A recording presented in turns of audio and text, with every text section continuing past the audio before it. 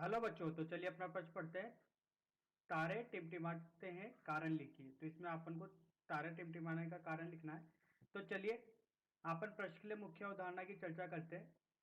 मुख्य अवधारणा। तो जैसा कि अपन जानते हैं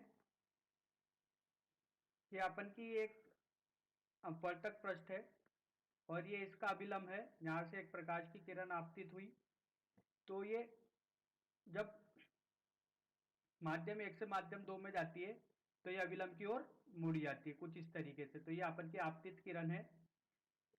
जो अपन की किरण आई है, ये कैसी है? आपतित किरण। आपतित किरण। इसका अपवर्तनांक है म्यू 1 और इसका अपवर्तनांक है म्यू 2। और ये अपन की कौन सी किरण है? अपवर्तित, जिसका अपवर्तन हुआ है। ठीक है।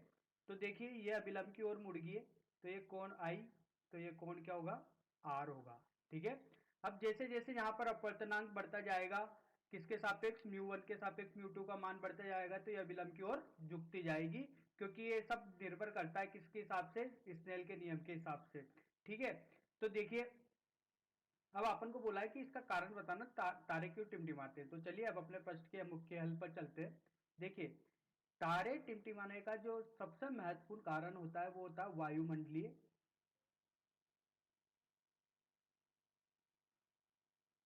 वायुमंडलीय अपवर्तनांक। तो देखिए अगर वायुमंडलीय अपवर्तनांक की बात करें तो देखिए क्या होता है। ये तारा है अपना, यहाँ पर चित्र के माध्यम से समझते हैं। तो ये तारे का खुद का एक प्रकाश होता है। ठीक है। जब ये तारे का प्रकाश आपतित होता है, ठीक है, मतलब ये जब तारे का प्रकाश जो है वो उत्पन्न होता है, तो जैसे तारे का प्रकाश उत्पन्न होता है तो ये वायुमंडल में क्या होते हैं? धूल के कण होते हैं। वायुमंडल में क्या होते हैं? धूल के कण होते हैं। ठीक है। ये धूल के कण से टकराकर क्या करता है? अपवर्तनांक करता है। अब जैसे जैसे अपवर्तनांक होता जाएगा तो ये क्या होगा? अभिलंब की ओर मुड़ती जाएगी, मतलब ये अपने पाथ से जो किरण आ रही है, ये किरण अपने पाथ से विचलित हो जाएगी।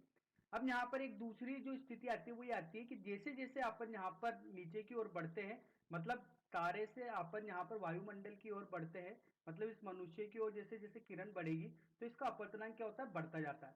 अब जैसे जैसे अपवर्तनांक बढ़ेगा तो अपन ने मुख्य उदाहरण में समझा है कि ये किरण, जो अपवर्तित किरण होती है, किधर की ओर झुक जाती है? अभिलंब की ओर झुक जाती है। ठीक है।